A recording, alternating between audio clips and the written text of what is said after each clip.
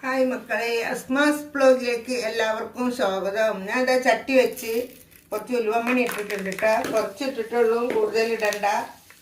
അത് കഴിഞ്ഞിട്ട് ഇതാ ഉള്ളി അരിഞ്ഞ് വെച്ചത്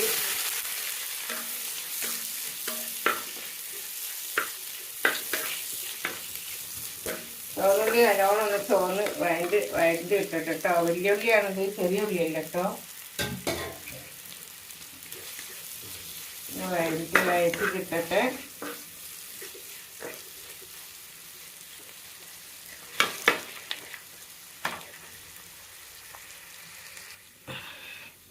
എന്നിട്ടാ ഉള്ളി വഴറ്റിക്കുന്ന നമുക്ക് ഇതിലേക്ക് ലേസം വെളുത്തുള്ളി ഇട്ട് കൊടുക്കണേ. വെളുത്തുള്ളിൻ്റെ പേസ്റ്റ് ഇട്ട് കൊടുക്കണം കേട്ടോ. അതാ വെളുത്തുള്ളിൻ്റെ പേസ്റ്റ് ഇട്ടെടുത്ത് നെയ്യിൽ കിടന്നതും കൂടെ ഒന്നതായിട്ട് നമുക്ക് മസാലപ്പൊടി ഇട്ട് കൊടുക്കാം. വേറെന്താ വിശേഷം മക്കളെ? എല്ലാവർക്കും സുഖമെല്ലാം സുഖമായിരിക്കട്ടെ. സുഖം സമ്മാനം സന്തോഷം ഉണ്ടായിരിക്കട്ടെ. ആയുസ്സും ആരോഗ്യം ആഫിയത്തും ദീർഘായുസ്സും ലോകത്തിലെല്ലാവർക്കും ഉണ്ടായിരിക്കട്ടെ. എന്നോട് ദുആ ചെയ്യാൻ പറഞ്ഞ ആൾക്കാർക്കും ഉണ്ടായിരിക്കട്ടെ. പിന്നെ എൻ്റെ ആങ്ങള, അനിയത്തിമാർ, എൻ്റെ ഭർത്താവ്, ഞാൻ,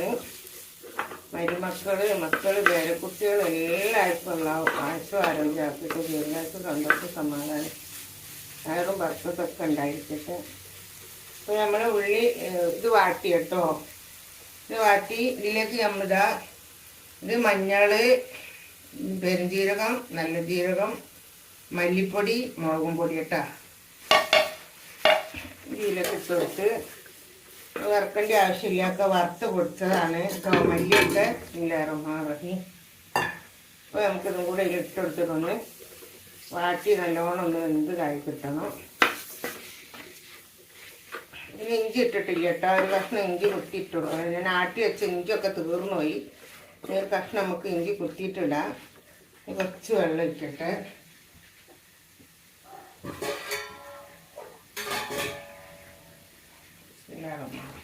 ചുടുവെള്ളമാണ് കേട്ടോ ഒഴിച്ചു കൊടുത്തത്.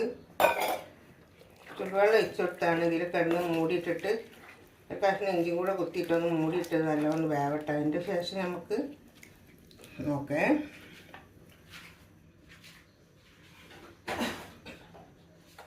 ഇതാ ഉപ്പിട്ട് കൊടുത്തിട്ടുണ്ട് കേട്ടോ. 2 സ്പൂൺ ഉപ്പിട്ട് കൊടുത്തിട്ടുണ്ട്.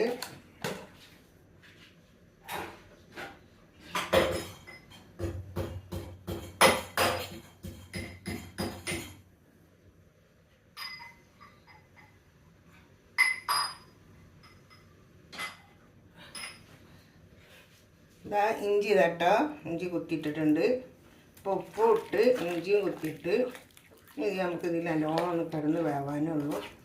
പുളി പിഴിയില്ല കേട്ടോ. അതിൽ ഞാൻ കുടംപുളീൻ്റെ പേസ്റ്റ് ഉണ്ട് ഇവിടെ.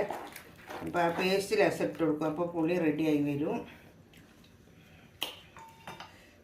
കിടന്ന് വേവട്ടെ.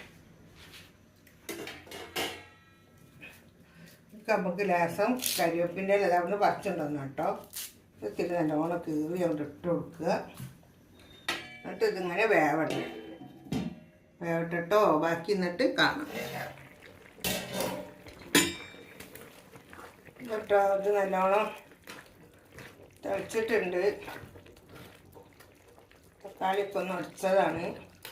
നല്ലോണം ഒടിക്കണത് ഇതാണ് കേട്ടോ. മറ്റേ ഇത് പേസ്റ്റ് കണ്ടില്ലേ, ഇതാണ് കുടംപുളീൻ്റെ പേസ്റ്റ്. അതിട്ട് കൊടുത്താൽ ഈ പുളി ശരിയാവും. പിന്നെ നമുക്ക് മറ്റേ പുളി വയ്ക്കേണ്ട ആവശ്യമില്ല.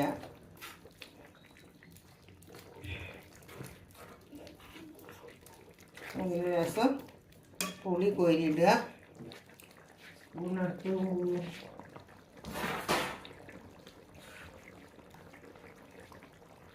കേട്ടോ. കുടംപുളി പേസ്റ്റ് കാണുന്നുണ്ടോ? ഇതാട്ടോ കുടംപുളീൻ്റെ പേസ്റ്റ്. നമുക്ക് ഇതിലിട്ട് കൊടുക്കുക. നല്ലോണം ഉടച്ച് കൊടുക്കുക. നല്ലോണം ഉടച്ച് കൊടുക്കണം.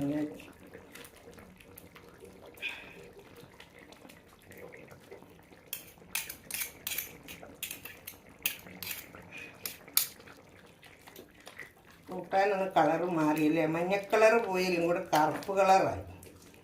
കുടംപുളി ഇട്ടാലും അങ്ങനെയാണ്. കറക്കി ഭംഗി കുറച്ച് കുറയും. കറി രസം ഉണ്ടാവും കേട്ടോ. അതും ഭംഗിയൊക്കെ പോയില്ലേ. ഭംഗിയെല്ലാം പോയി, കറുപ്പ് കളറായി.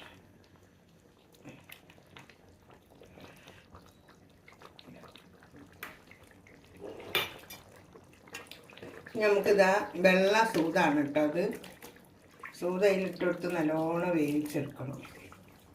വെള്ള സൂതാണ്.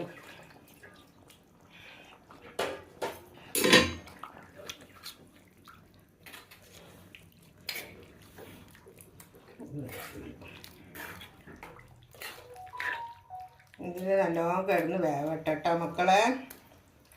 ഇപ്പോൾ വലിയ വേവൊന്നും ഇടാനൊന്നുമില്ല. ഇതിൽ കിടന്ന് നല്ലോണം ഒന്ന് വേവട്ടെ.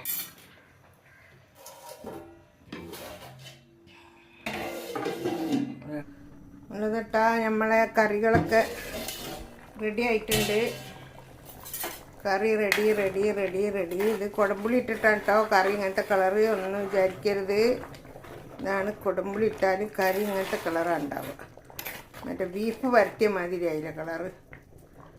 നല്ലോണം വെന്ത്. വീഡിയോ ഇഷ്ടപ്പെട്ടാൽ എല്ലാവരും ലൈക്ക് ചെയ്യുക, ഷെയർ ചെയ്യുക, സബ്സ്ക്രൈബ് ചെയ്യുക. Okay bye.